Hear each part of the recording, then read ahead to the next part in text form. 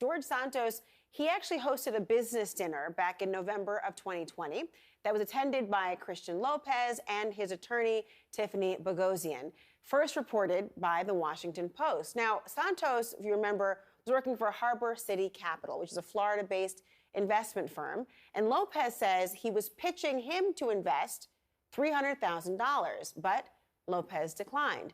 Now, the Securities and Exchange Commission later accused the firm of being a Ponzi scheme. Now, Santos denied any knowledge, but Tiffany Boghossian and Christian Lopez join me now to discuss. I want to begin with you and welcome to the program.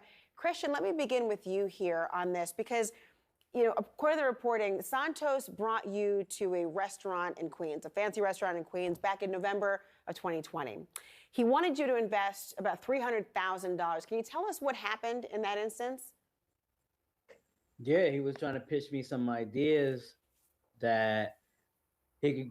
I basically give him $300,000, and he gives me $3,000 every 2 to 3 weeks, and things like that, which wasn't really making any sense to me, honestly. I was beyond belief because now you're thinking somebody's going into their own pockets to disperse this kind of money to, you know, create all these bells and whistles to essentially take advantage. I mean, he was essentially going to take and make off with it, essentially. I mean, at one point, I would say, but at one point, all three of us just was just shaking our head throughout this story, just thinking about that what you're describing and what you're telling here, and especially it's not in a vacuum, right? We're talking about this is a sitting member of Congress. Thank you so much, all of you, for joining us today. I appreciate it. Thank you. Have a great night. Thank you. Bye-bye.